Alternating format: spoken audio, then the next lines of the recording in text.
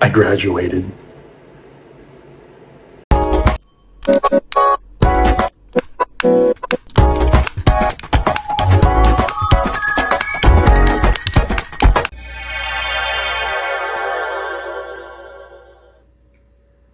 Sup? Now, if you remember in my previous review and retrospective video of Star Trek 3 The Search for Spock, I said I didn't have a lot to talk about with that movie, review wise. If I'm going to be honest, kind of the same situation here. And I know you guys might be saying, oh, Matt, did you even watch the movie? Did you even pay attention? Are you just being lazy? First off, yes, I watched the movie. I literally rewatched it like 4 or 5 times before making this video. And two, I kind of am lazy, but that's not the point. It's just that I don't have any complaints about it. So I feel like me doing a review would be kind of pointless. I think this is more or less just going to be like a retrospective slash overall general feelings, but not really like a review type of feelings. I don't even know what the fuck I'm saying. Now, in The Search for Spock, as you know, Leonard Nimoy directed that movie, and he also directed this one. However, previously, he didn't have a lot of creative control. This time around, Paramount was like, hey, since we're not shit yet, let's give you some more creative freedom here because we really liked your previous film. So, looking at the Voyage Home Wikipedia page, Nimoy and producer Harve Bennett wanted a more light-hearted movie with no, main villain. And honestly, just as a little side note, you might be saying, oh, then this movie is probably bad. If you haven't seen it, you're probably saying it's probably bad that there's no villain here. However, it's quite the opposite. If anything, that's what makes this movie better, that there's no set villain. However, though, Shatner didn't really want to come back. He was kind of unwilling to return. And so Nimoy and Bennett were kind of like, okay, maybe we can kind of do something where we have the a younger cast play the crew while they were at Starfleet Academy. And that idea kind of got thrown around, and that was going to be the set idea for a while. However, after Shatner got paid with a pretty big increase in his paycheck, he signed on to star in the movie. So that idea was scrapped. Both Leonard Nimoy and Shatner both received about $3 million in their contracts for the film, which was a little bit less than their original demands, but still quite a lot for the time, compared to what actors are being paid now. However, due to both Nimoy and Shatner's paychecks getting increased and also the other cast members' paychecks getting increased, Paramount decided that in order to make some money back, they were going to create a television show in the near future. That television show being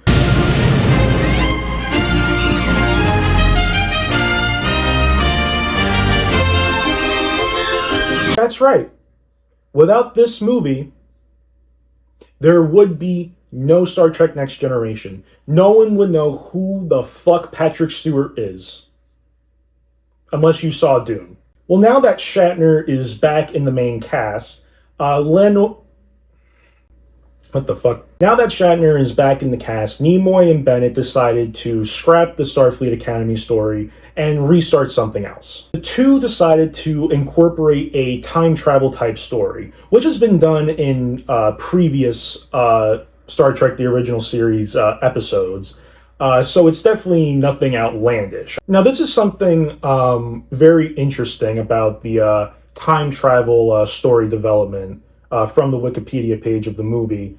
It says that both Nimoy and Bennett considered ideas about violin makers and oil drillers, or a disease that had its cure destroyed with the rainforests.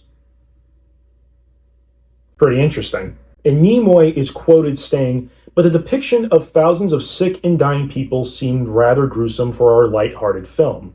And the thought of our crew taking a 600-year round trip just to bring back a snail darter wasn't all that thrilling. Now, shortly after this, Nimoy was reading a book on extinct animal species and conceived a storyline that was adopted into the one we see in The Voyage Home, where the crew has to go back in time to save Earth from what is essentially a massive natural disaster situation caused by a giant probe which is made to come in contact with whales. However, in the 23rd century, due to years of pollution on Earth, the humpback whales no longer exist. Also, it's due to hunting, which is brought up by Spock in the movie. Now, I'm going to drop a fun fact for anyone who knows fairly little about the development about this movie.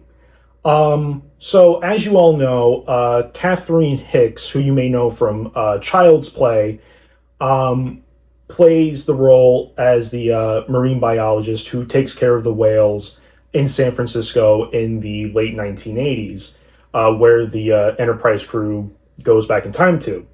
But originally, before Catherine Hicks was casted, Paramount was considering bringing on Eddie Murphy to play Catherine Hicks' role.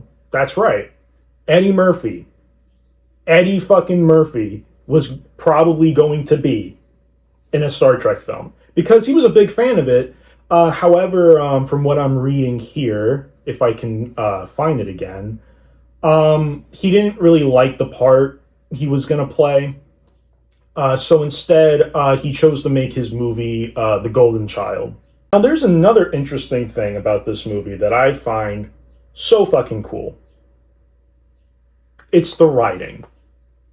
And who better to write a script than Wrath of Khan director Nicholas Meyer? That's right, everyone. Nicholas Meyer, the motherfucking GOAT, the man who saved Star Trek, is back as a writer for this film. Now, even though he's only a writer, you can kind of see some influence of his filmmaking has kind of rubbed off onto Nimoy. I think the biggest example is probably in the scene where everyone is sitting in the Federation Council. It does have a lot of similar shots and color palettes that you see in Star Trek 6. But we'll get to that a little later. I'll talk about that more when we get to Star Trek 6. But I just wanted to bring up a little observation that I found very interesting about Nimoy's directing style this time around. Because it does kind of look like Meyer's style did kind of inspire Nimoy for this movie. Now, the one thing about this movie that I said earlier in this video is that there's no clear set villain. There's no, you can say the probe in the movie is the villain, but I wouldn't technically say it is because the only reason it's causing all this destruction is because it's trying to come in contact with the whales. So I feel like it's inadvertently causing all this damage, and I don't know. I really wouldn't argue that the probe is the main villain, but that's just me personally. And also, that's what makes the movie really work. That's the thing about Star Trek. It doesn't need a clear set villain. Well, motion picture is the only example of a bad version of that, but that's whatever. I already talked about that in my motion picture review and retrospective video, if you want to go check that out.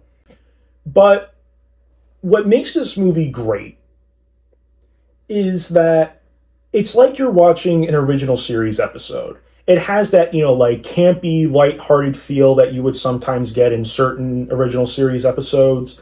And that's what I love about it. That's what everyone loves about this movie, is that it reminds them of the show they watched when they were younger. And it does have a lot of good dramatic moments. I do like the dynamic that Captain Kirk and Catherine Hicks' character has, especially if you consider, what happened in Star Trek 3 with Captain Kirk's son, David. I think it just works perfectly. Um, and I think I've run out of things to say. My laptop is turning off. But that's kind of the thing about this movie. You know, like Search for Spock, I don't have a lot to say about it when it comes to like an overall review, other than just saying it's a great, fun movie to watch. Um, I'm sorry if that comes off as lazy or like kind of half-assed, but it's like, I don't know what else to say. I'm just not going to sit here and, say random shit that doesn't make sense, even though that's basically all my fucking videos. But I think the other reason why I'm not talking a lot in this video about this specific movie is because I have a lot to say about the next piece of shit fucking movie. The greatest enterprise of all is adventure. Star Trek V, The Final Frontier.